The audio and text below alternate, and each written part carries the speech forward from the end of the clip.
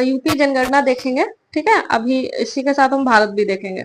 UP जनगणना देखने से पहले जो पढ़ने का तरीका है उस पर बात कर लेते हैं। सबसे पहले तो आप यूपी का मैप खोल के हमेशा बैठेंगे। आपको इस यूपी के मैप में कुछ चीजें याद रखने वाली हैं, वो याद रख लें। क्या, एक सेकंड रुकिए जरा। जो याद करने वाली चीजें हैं वो ये है कि सबसे पहले तो आपको ये वाला एरिया पता होना चाहिए, ठीक है, क्योंकि ये सीमा पूछते हैं, है ना। दूसरा, आपको एनसीआर वाला जो एरिया है वो पता होना चाहिए, इधर क्या है। उसके बाद ये वाला एरिया पता होना चाहिए और दक्षिण का एरिया पता, बीच के ना पता हो चलेगा, ठीक है। जैसे बीच में कुछ ही है जो हमें पता होने चाहिए, तो जैसे मान लीजिए आपको आपको ये पता होना चाहिए, अच्छा प्रयागराज कहाँ है, प्रयागराज के पास एक अगर छोड़ दें ये आपका भदोही, ठीक है, उसके बाद आ जाता है वाराणसी। तो इस तरीके से पढ़ेंगे तो आपको समझ में आएगा कि अच्छा जनगणना पढ़नी कैसे है। इससे होगा क्या, एक तो आपकी लोकेशन रहेगी तो भी आपका जो जनगणना है वो गलत नहीं होगा। आप लोग क्या करते हैं, जो कॉपी है उसमें जो दिएगा उसको याद करने की कोशिश करते हैं, याद करने के बजाय उसको मैप पे देखने की कोशिश करो तो एक मोटा मोटा समझ में आएगा कि हाँ ऐसा है, ऐसी ऐसी चीजें हैं, ठीक है। अब जैसे इसी में आपको आपकी साक्षरता दर, तो आपको पता है पूरी यूपी की अगर बात हो रही है कि इसकी साक्षरता दर की बात हो रही है तो आपको पता है 67.72। पीछे का याद रखना, क्योंकि आजकल क्या होता है सेम सेम दे देता है और फिर पीछे के जो डिजिट होते हैं वो गायब कर देता है। तो क्या कह रहा है कि इसकी जो साक्षरता दर है वो 67.72 है पूरे यूपी की। फिर इसमें महिला और पुरुष, महिला पुरुष क्या बताते हैं कि हमारा यूपी भाई, महिलाएं हमारे यूपी में कितनी पढ़ी हुई हैं और पुरुष कितने मात्रा में पढ़े। तो आप देखेंगे जब पुरुष की बात आएगी, मेल मेल का जो परसेंटेज है वो 77.3% है, और फीमेल आप देखेंगे तो मात्र 57.2। तो देखो कितना अंतर आ जा रहा है ना, 57 और ये सॉरी 77 57। तो एक राइम भी आपका बन गया 77 57, इधर 3 इधर 2, चूंकि महिलाएं कम है तो इधर 3 हो गया तो इनसे कम 2 हो जाएंगी, ठीक है। इस तरीके से आप इसको याद कर सकते हैं। दूसरा आपसे पूछ लेगा 2001 में जो हमारी जनगणना आई थी, 2001 में जो हमारी जनगणना आई थी उसमें एक से लेके और जो 2011 है उसमें हमने कितना, मतलब एक राष्ट्रीय औसत से अगर देखा जाए तो जो हमारी राष्ट्रीय है, मतलब राष्ट्र का जो आपका साक्षरता दर है उससे तो हम याद रखेंगे 5.3% कम है, ठीक। और 2001 से 11 में देखा जाए तो हमने 11.36 की वृद्धि की है साक्षरता दर में। अब यहाँ पूरे की बात है, यहाँ महिला पुरुष की बात नहीं हो रही है। क्या क्या पूछ रहा है, एक तो भारत से अगर देखा जाए, भारत से अगर देखा जा रहा है कि साक्षरता दर कितनी कम है तो 5.3% कम है, ठीक है, राष्ट्रीय औसत से। और वही 2001, इससे पहले जो जनगणना हुई थी वो 1 में हुई थी, फिर 11 में हुई थी। तो हमने 1 से 11 तक में तो कितना परसेंट गया, 1 से 11 में हमने 11% वृद्धि की है, 11.36। नोट्स में लिखा हुआ है उसको देख लेंगे। फिर आपसे पूछ ले कि भाई पुरुष साक्षरता जो हमारे यहाँ पे है, अभी आपने देखा पुरुष साक्षरता जो है वो कितनी है 77 और वो 57। तो इसमें हम देखें तो कुल पुरुष साक्षरता में हम 29वें नंबर पे हैं और महिला साक्षरता में हम 31वें नंबर पे हैं। इसको याद रखेंगे ऐसे ही मोटा मोटा, एक दो बार एग्जाम में पूछा गया था तो इसलिए। उसके बाद फिर आपको देखना है साक्षर जनसंख्या वृद्धि के मामले में देश में हम तीसरे राज्य है। अगर हम देखें कि हमारा जो प्रदेश है वहां पे कितनी साक्षर जनसंख्या है उस हिसाब से देखे जाए तो हम तीसरे नंबर पे आते हैं देश में, ठीक है। तो ये याद रखेंगे। उसके बाद आपसे पूछा जाएगा, एक सेकंड रुकिए नोट्स को खोलूं ताकि आपको वहां समझ में आए। साक्षरता दर मैंने कहा था कुल साक्षरता 67.72, पुरुषों की 77 और ये 57। इधर पॉइंट की बात करें तो 3 बड़ा होता है 2 छोटा होता है तो महिलाओं का हो जाएगा। राष्ट्रीय औसत से 5.3% कम है, और अगर 1 और 11 में तुलना की जाए तो हमने 11.36 की वृद्धि की है। पुरुष साक्षरता में हम 29वें नंबर पे रहते हैं, महिला साक्षरता में 31वें। साक्षर जनसंख्या वृद्धि के मामले में देखें तो हम देश में तीसरे राज्य हैं। सर्वाधिक अंतर देखा जाए कि साक्षरता दर में तो सबसे ज्यादा महाराजगंज में आपको बहुत वो दिखेगा, इतना गैप है पुरुष और महिला की साक्षरता को लेकर। और सबसे कम अंतर कानपुर में, कानपुर में लड़का लड़की दोनों बराबर पढ़े हुए हैं लगभग।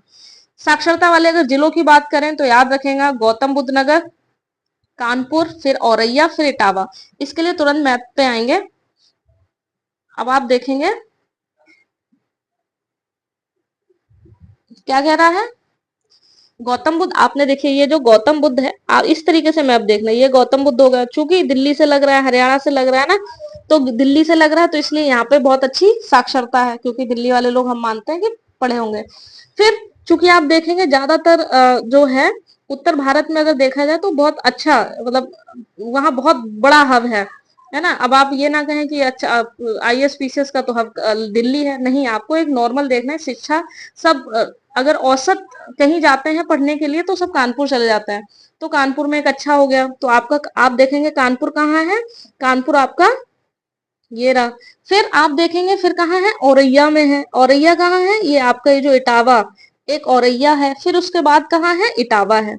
औरैया इटावा पास पास है। तो आपने क्या देखा, गौतम बुद्ध नगर, फिर कानपुर, फिर औरैया, फिर इटावा। तो इससे आपको मैप भी याद होगा और आप वैसे भी कर लेंगे। ठीक। और सबसे कम आप देखेंगे तो सबसे कम आप देखेंगे तो पिछड़ा कौन है, ये वाला क्षेत्र पिछड़ा है, जैसे श्रावस्ती है ना, श्रावस्ती बेचारा पिछड़ा है, तो श्रावस्ती। फिर श्रावस्ती के बाद बहराइच, ठीक, ऐसा चल रहा है। श्रावस्ती के बाद बहराइच, बहराइच के बाद बलरामपुर, ठीक, फिर ये ऐसा चल रहा है। तो मैप को देखेंगे ताकि चीजें क्लियर हो, इस बात को ध्यान रखेंगे। पुरुष साक्षरता, अब मान लीजिए आपसे, तो ये तो अभी आपने नॉर्मल सा, अगर पुरुषों में देखा जाए तो पुरुष सबसे ज्यादा कहाँ पढ़ रहे हैं, नॉर्मली गौतम बुद्ध नगर तो था ही। गौतम बुद्ध नगर के बाद जो पुरुष हैं वो कानपुर ना जाके वो कहाँ जा रहे हैं सीधे, वो कहाँ जा रहे हैं, औरैया जा रहे हैं सीधे। सीधे कहाँ जा रहे हैं, औरैया जा रहे हैं, कानपुर नहीं जा रहे हैं। ठीक। और और अगर पुरुष साक्षरता अच्छी है यहाँ पे, और पुरुष कहाँ नहीं जा रहे हैं, तो एक तो श्रावस्ती, यहाँ पे पुरुष पुरुष साक्षरता बहुत कम है। श्रावस्ती के बाद सीधा बहराइच, मतलब इसमें सेम चलेगा जैसे हमने पढ़ा था। महिलाएं देख, अगर महिलाओं का देखा जाए तो महिलाएं कहाँ जा रही हैं सीधे पढ़ने, महिलाओं का रेशियो कहाँ है सबसे अच्छा, महिलाओं को भाई सिटी में ही सब भेजेंगे, गौतम बुद्ध नगर नहीं भेजते हैं। ठीक है, वो दिल्ली से लग जाता है, तो दिल्ली में ऐसी स्थिति नहीं है भाई। तो इस हिसाब से देखें तो महिलाओं को बजट फ्रेंडली शहरों में भेजा जाता है, जैसे कानपुर हो गया आपका, कानपुर के बाद कहाँ भेज देंगे, लखनऊ भेज देंगे। ठीक, लखनऊ के बाद बहुत तीसरे नंबर पे भेजते हैं गौतम बुद्ध नगर, पहली प्रायोरिटी कानपुर, लखनऊ, फिर गौतम बुद्ध नगर।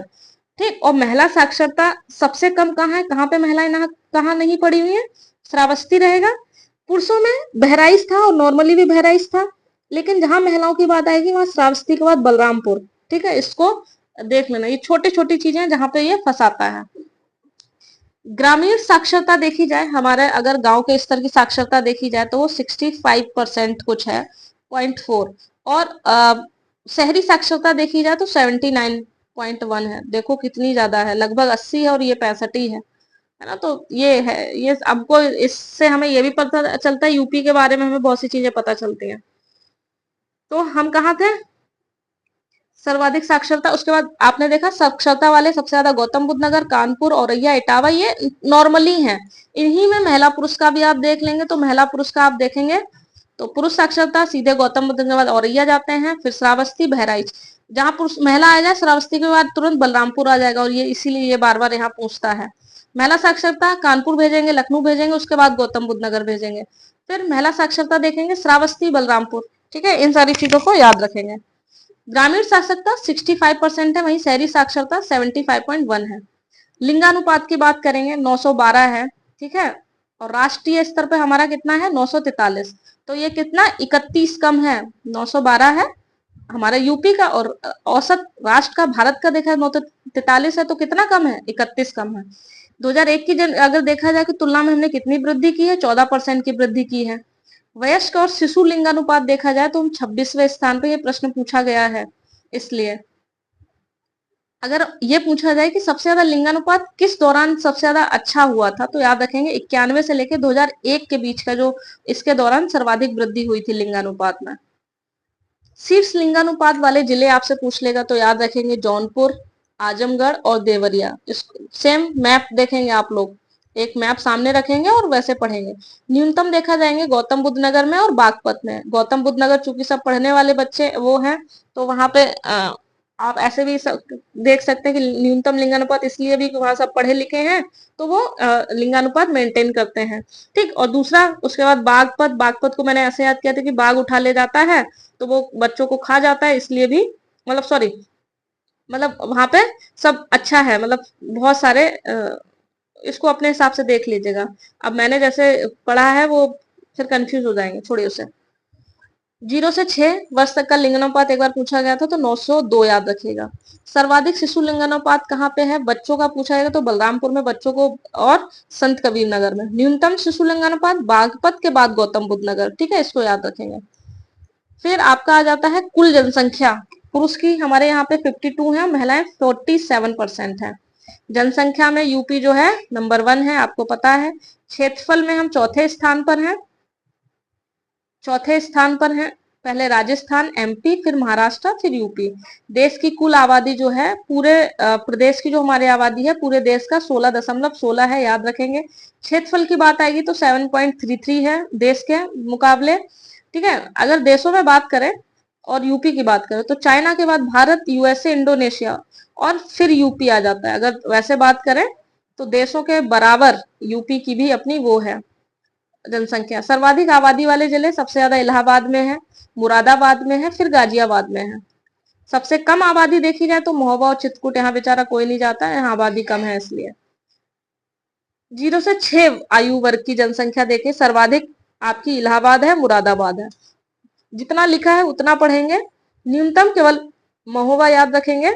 ठीक है, और ये परसेंटेज वाला छोड़ के चलेंगे, इसकी जरूरत नहीं है।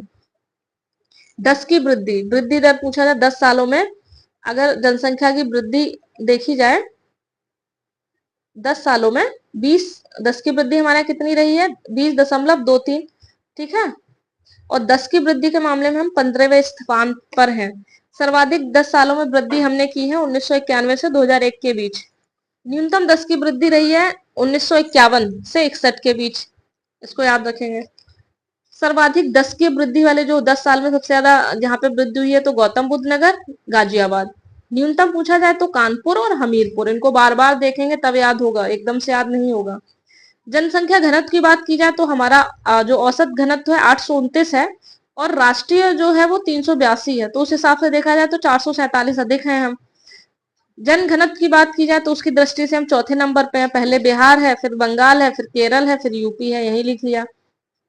और 1 से 11 की तुलना में देखा जाए तो हमने 139 वर्ग किलोमीटर की वृद्धि की है। शीर्ष जनघनत्व तो जहाँ पे बहुत ज्यादा, मतलब ऐसा जनघनत्व का मतलब क्या है कि इतनी सी जगह में कितने लोग रहते हैं। जैसे देखें यहाँ जनघनत्व तो ज्यादा होगा, यहाँ कम है। जैसे मान लीजिए यहाँ इतनी बड़ी जगह में इतने, तो ये जनघनत्व हो गया। जैसे गाजियाबाद, उसके बाद वाराणसी, उसके बाद लखनऊ। ऐसे न्यूनतम ललितपुर और सोनभद्र, भाई वहां जाएगा भी कौन, इसलिए जनघनत्व होगा भी कम। फिर नगरीय और आपकी ग्रामीण जनसंख्या पूछ लेगा तो नगरीय और ग्रामीण जनसंख्या है वो हमारे यहाँ पे नगरीय है 22.2 और ग्रामीण है 77.7। महाराष्ट्र के बाद यूपी जो है नगरीय जनसंख्या में दूसरे नंबर पे है, ग्रामीण जनसंख्या में हम नंबर 1 पे हैं। ठीक, सर्वाधिक नगरीय जनसंख्या क्या है, गाजियाबाद है, फिर लखनऊ है, फिर कानपुर है। वहीं न्यूनतम पूछेगा तो श्रावस्ती, उसके बाद चित्रकूट। फिर आपसे पूछ लेगा कि भाई सर्वाधिक ग्रामीण जनसंख्या, तो इलाहाबाद, उसके बाद आजमगढ़ रहेगा। अनुसूचित जाति का देख लेंगे, प्रदेश की जो कुल जनसंख्या है उसका 20.69 है, जो संपूर्ण देश, जबकि संपूर्ण देश में कुल जनसंख्या में ऐसी जाति का प्रतिशत 16%, मतलब प्रदेश का देखा है तो 20% के लगभग है, और राष्ट्र के स्तर पर देखा है तो 16। वहीं एससी जनसंख्या वाला राज्य यूपी है प्रदेश में, जबकि सर्वाधिक प्रतिशत में पंजाब है। सबसे ज्यादा एससी देखे जाए तो यूपी ही है, जबकि परसेंटेज में पंजाब हो जाएगा। सर्वाधिक एससी कहाँ है, सीतापुर, इलाहाबाद, उसके बाद हरदोई, और सबसे कम बागपत, श्रावस्ती और गौतम बुद्ध नगर। सर्वाधिक परसेंटेज तो केवल एक याद रखना, एससी कोसाम्बी और कम बागपत। अनुसूचित जनजाति राज्य का कितना है, 0.57 है। ठीक है, और भारत का 8.6। सर्वाधिक एसटी वाले जिले सोनभद्र, बलिया, फिर देवरिया, और न्यूनतम पूछा जाए तो बागपत, फिर कन्नौज, और परसेंटेज में सोनभद्र और बागपत। स्लम की अगर जनगणना की जाए जिले देखे जाए तो सबसे ज्यादा मेरठ में, उसके बाद है आगरा। ठीक है, राज्यों में देखा जाए तो महाराष्ट्र, आंध्र प्रदेश, पश्चिम बंगाल और यूपी। तो स्लम जनगणना में यूपी का स्थान चौथा हो गया। धर्म में लिंगानुपात कभी कभी पूछ लेता है, अगर आप इसको ना भी करें तब भी चलेगा, अगर लगता है कर सकते हैं तो कर लें, क्योंकि मैं तो इसको देख लेती हूँ, तो आपको लगता है आप देख सकते हैं तो वो देख लेंगे। फिर आपका सर्वाधिक वन क्षेत्र पूछ लेगा, तो आपका सोनभद्र, खीरी, उसके बाद मिर्जापुर। कम अगर पूछा जाए तो भदोही, मऊ, संत कबीर नगर। परसेंटेज भी पूछता है, तो परसेंटेज वाला ये है कि सोनभद्र के बाद चंदौली हो जाता है, इसलिए इंपॉर्टेंट हो जाता है। कम में पूछा जाए भदोही, फिर मैनपुरी। ये कुछ ओडीओपी हैं, वो आप देख लेंगे कि मैंने ये लिख रखे हैं, तो इन ओडीओपी को आप नोट कर लेंगे, या ऐसा जैसा है वैसा ही आप पीडीएफ निकलवा लेंगे। ठीक है, तो इस बात को याद रखेंगे। तो आपकी जो यूपी की जनगणना है वो लगभग इससे बाहर नहीं आनी चाहिए। ठीक है, आप इसको खूब प्रैक्टिस कीजिए, इससे ज्यादा यूपी में जनगणना में पढ़ने वाला कुछ भी नहीं है। फिर आपका आता है भारत की जनगणना। तो भारत की जनगणना थोड़ा सा देख लेते हैं। धार्मिक जनगणना अगर देखा जाए तो आप धार्मिक जनगणना का अब नहीं आता, पहले आता, तो आप इसको छोड़ के भी चलेंगे, लेकिन थोड़ा सा यहाँ देख लेंगे कि जो इम्पोर्टेंट है यहाँ पर, यहाँ पे चलिए हम 10, जो हमारी 10 की वृद्धि है वो धार्मिक जनगणना को छोड़ देंगे। ठीक है, नहीं पूछा जाएगा। और आपको लगता है आप कर सकते हैं तो आप वो देख लेंगे, केवल चार्ट देख लेंगे। हिंदू की 16 से 20 हुई, मुस्लिम की 24 से 29 हुई, 8 से 16 हुई, 15 से 22 हुई, 6 से 32 हुई और 5 से 26 हुई। तो इस वाले चार्ट को याद रखें कि 1 से 11 तक में हम कहाँ हो गए, और 91 से 2001 में, मतलब 20 था, फिर 16 हो गया, 29 था, 24 हो गया, 16 हो गया, 16 से 8 हो गया। तो ये सारी चीजें हैं। 10 की वृद्धि इतनी थी। सभी धर्मों में अगर पुरुषों की जनसंख्या की 10 की समृद्धि दर की तुलना में महिलाओं की जनसंख्या समृद्धि दर अधिक रही है धर्मों में, इस बात को याद रखेंगे। जैन की 10 की जो वृद्धि दर है वो सबसे कम है, 5.4। लिंगानुपात देखेंगे, ये हिंदू मुस्लिम इन सबका एक बार लिंगानुपात जरूर देख लेना। 1 और 11 से तुलना करने के लिए आ जाता है। सिख का लिंगानुपात सबसे खराब है, सबसे अच्छा ईसाइयों का है, मोटा मोटा याद रखेंगे। ठीक है, लिंगानुपात में तुलनात्मक रूप से सर्वाधिक वृद्धि मुस्लिमों ने अच्छी की है, हमें लगता है। वैसे अगर ऐसे देखा जाए तो वो ठीक है। शीर्ष हिंदू जनसंख्या वाले याद रखेंगे, हिमाचल के बाद उड़ीसा, फिर छत्तीसगढ़, 3 याद रखेंगे। और वहीं यूटी देखा जाए, दादर नगर हवेली, दमनदीप और दिल्ली। न्यूनतम मिजोरम, लक्षद्वीप, नागालैंड। ठीक, शीर्ष मुस्लिम वाले लक्षद्वीप में है सबसे ज्यादा मुस्लिम, उसके बाद जम्मू कश्मीर है, फिर आसाम है। सबसे कम मिजोरम, सिक्किम, यहाँ पे ईसाई लोग ज्यादा हैं, और पंजाब। ठीक, सर्वाधिक ईसाई नागालैंड, मिजोरम, मैंने भी बताया था। न्यूनतम ईसाई बिहार, राजस्थान। ठीक, सर्वाधिक सिख आबादी कहाँ है, पंजाब, चंडीगढ़, हरियाणा और दिल्ली। हमें लगता है कि पंजाब के बाद हरियाणा होगा, लेकिन चंडीगढ़ है। उसके बाद सर्वाधिक बौद्ध आबादी सिक्किम, अरुणाचल प्रदेश और मिजोरम, वो हाँ मिजोरम।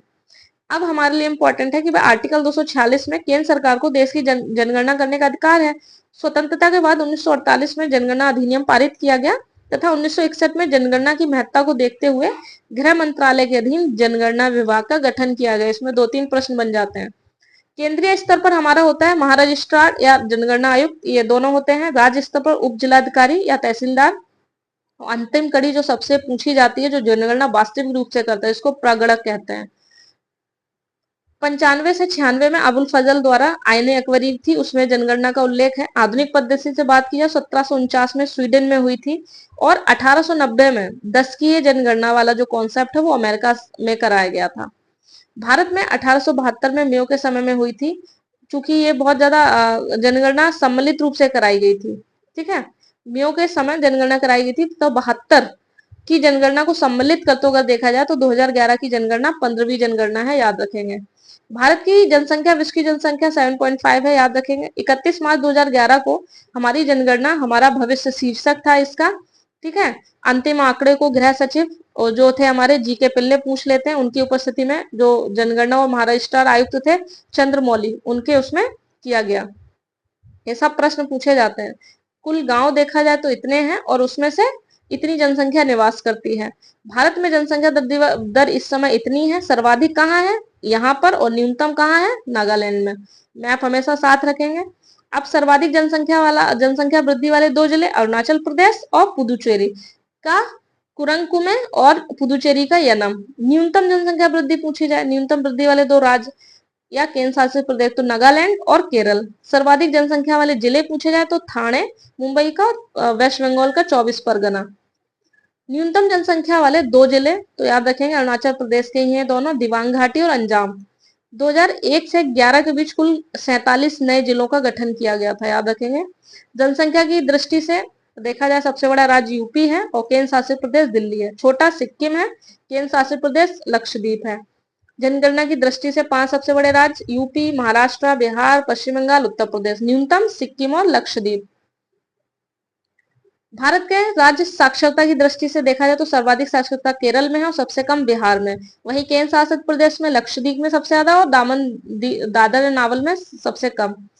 जनसंख्या की दृष्टि से वही शीर्ष यूटी पूछा जाए तो दिल्ली, पुदुचेरी और चंडीगढ़। जनघनत्व पूछा जाए तो सबसे ज्यादा बिहार, सबसे कम अरुणाचल प्रदेश 17 और बिहार 1106।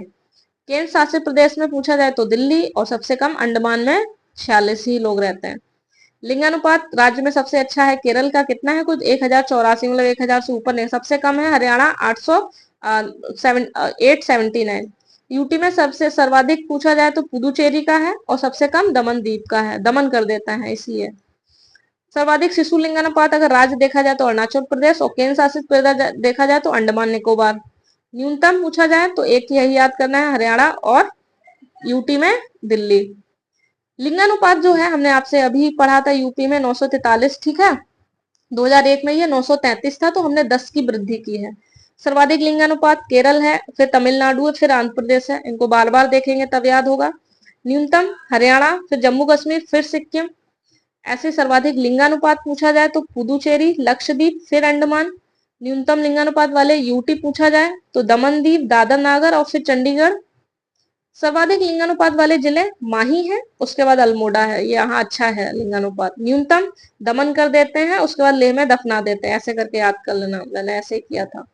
0 से 6 वर्ष तक के वही सर्वाधिक, ये हम पहले भी पढ़ चुके हैं, अरुणाचल प्रदेश, फिर मिजोरम, हरियाणा और पंजाब न्यूनतम में है। केंद्र शासित प्रदेश तो अंडमान निकोबार हो जाएगा और वैसे देखा जाए तो इधर दिल्ली हो जाएगा न्यूनतम में।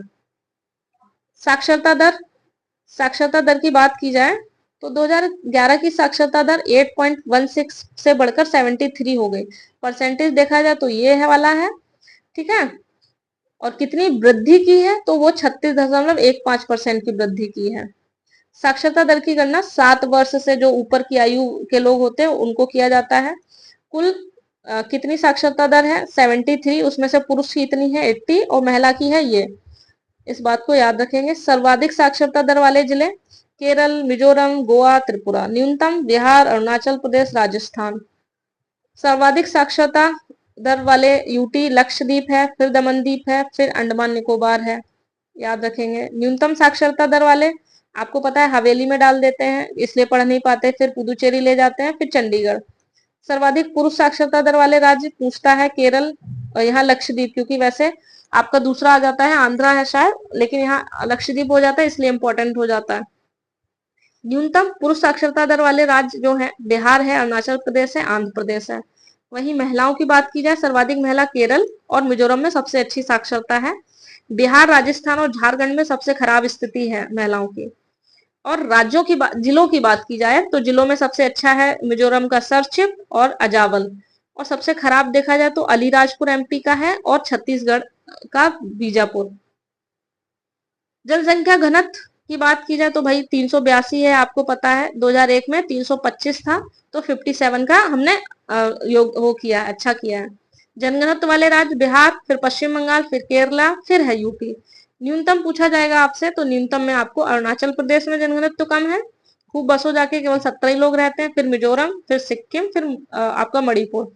यूटी पूछ ले तो दिल्ली में और उसके बाद चंडीगढ़, पुदुचेरी में सबसे ज्यादा है। और वैसे पूछा जाए तो अंडमान निकोबार में कोई नहीं रहता, ना हवेली में कोई रहता, फिर लक्षद्वीप। अब जिलों की बात पूछा है जनघनत्व में तो भैया उत्तर पूर्वी जो दिल्ली है और उसके बाद चेन्नई, ये ऐसे जिले हैं जहाँ पे सर्वाधिक जनघनत्व है।